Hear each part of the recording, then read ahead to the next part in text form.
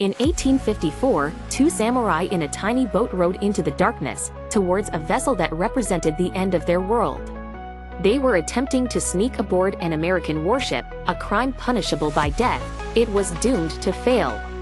But the man leading this mission would achieve his life's goal not by succeeding, but by failing, not by living, but by dying. This is the story of Yoshida Shoin, a failed revolutionary, a convicted terrorist, and the teacher whose ghost would build modern Japan.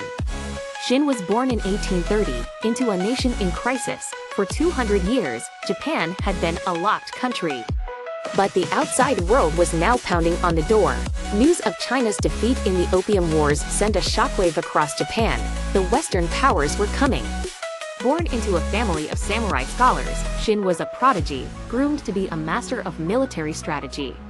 But as he traveled the country, he realized traditional tactics were useless. He became obsessed with a single question: how could Japan survive? In 1853, the future arrived. A fleet of American warships, commanded by Commodore Matthew Perry, steamed into Edo Bay. They were the Kurifune, the Black Ships. They were a technological marvel and a terrifying threat, sent to force Japan to open its borders. For the shogunate, it was a humiliation. For Shoin, it was a revelation. Witnessing the Black Ships, Shoin understood a terrifying truth: to defeat the enemy, you first had to learn from them. He decided he had to see the West for himself. The following year, he and a disciple rowed out to the American flagship, pleading to be taken aboard. But Perry, bound by his new treaty, refused. The plan failed. Facing certain arrest, Shoin did something extraordinary. He turned himself in, proudly confessing his crime.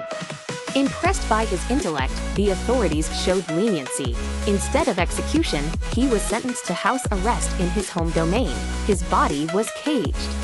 The shogunate thought they had neutralized a radical. They had no idea they had just created the crucible that would forge a revolution.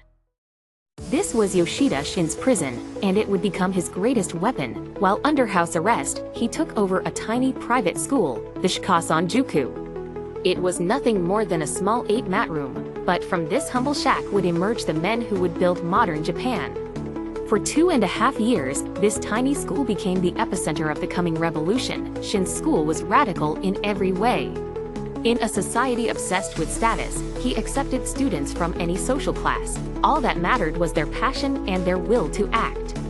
His teaching style was even more revolutionary. He didn't lecture, he debated. He saw himself as a fellow student, learning alongside his pupils. He encouraged each student's individual strengths, believing every person had a unique role to play. At the heart of his teaching was a dangerous philosophy. He taught his students to revere the emperor as the true ruler of Japan, and see the shogunate as a corrupt government. But his most potent idea was Chikji-itsu. Knowledge and action are one. It wasn't enough to read and debate. True knowledge must be expressed through action. He called for a SM no Kuki-e grassroots uprising. He believed that passionate, nameless individuals, the heroes of the grass, had the duty to rise up and save the nation. He was, in essence, teaching his students to be revolutionaries.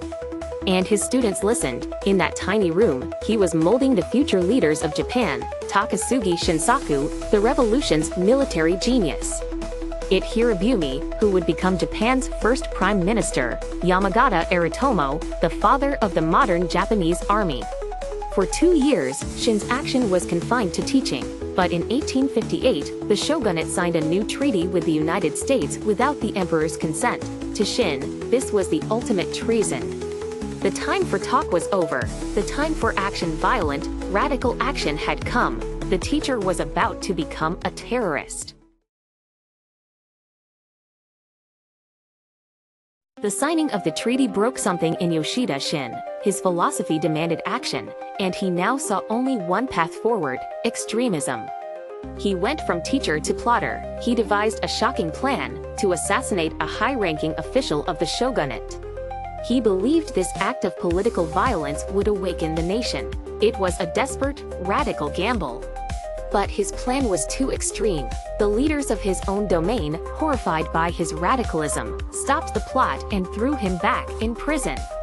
At that moment, a political storm was sweeping Japan. The shogunate's chief minister, Tsuneyosuke, had launched the Ansei Purge. a brutal crackdown on all opposition. Hundreds were arrested, imprisoned, or executed. As a known radical, Yoshida Shoin was a prime target. He was sent in a cage to the capital to face the shogunate's justice in the infamous Denmuch prison. During his interrogation, Shoin did something that sealed his fate. He saw this not as an interrogation, but as his final classroom. He began to lecture his own judges, speaking eloquently about his loyalty to the emperor and his opposition to the shogunate. Then, he did the unthinkable. He confessed to the assassination plot, a crime his interrogators hadn't even asked about.